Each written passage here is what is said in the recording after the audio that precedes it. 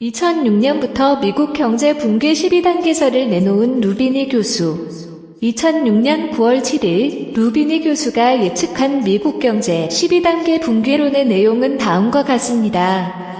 국제통화기금 IMF 경제학자 초청연설에서 지금 위기의 폭풍이 서서히 형성되고 있다. 다가오는 몇 달, 몇 년 동안 벌어질 것이다.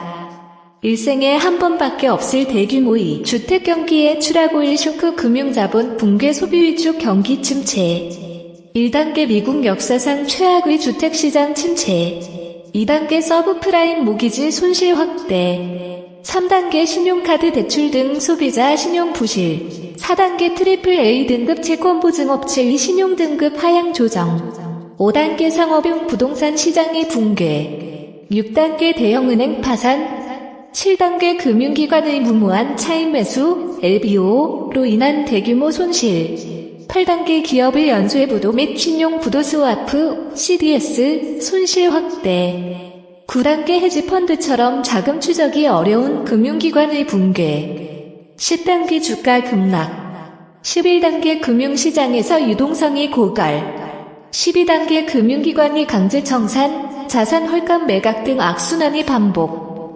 2006년에는 미친 사람 같더니 2007년에는 선지자가 되었다.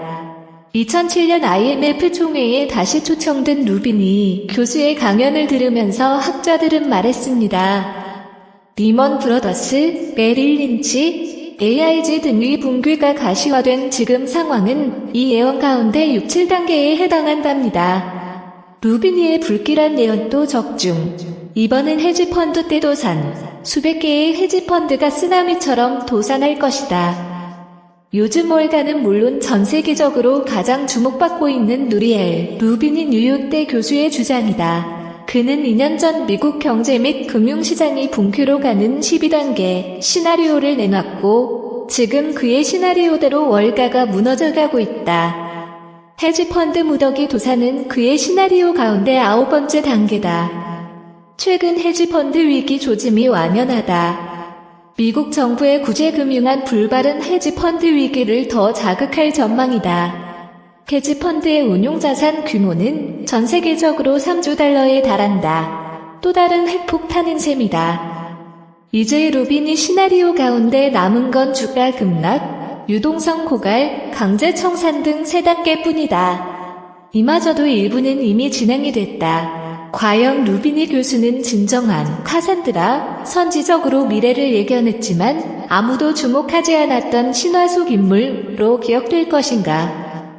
3조 달러 헤지펀드 뇌관터지나 파이낸셜 타임스, FT는 9월 30일자에서 헤지펀드 업계가 개인 투자가들의 대규모 환매로 위기에 직면했다고 보도했다. 헤지펀드 업계의 투자 실적이 악화되면서 환매가 급증하고 있다는 것.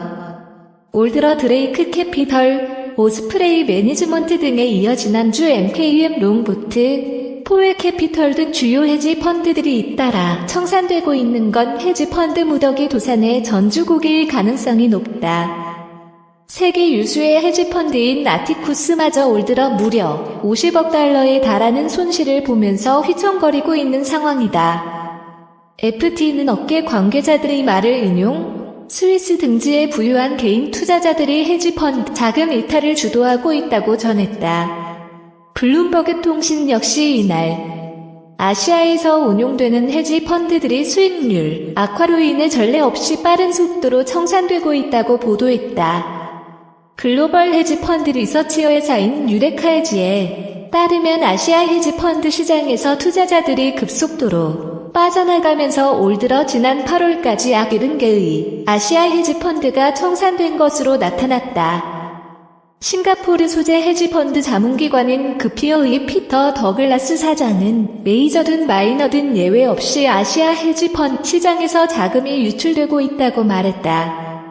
카산드라 루비니, 불행하게도 루비니 교수의 예언은 계속 맞아떨어지고 있다.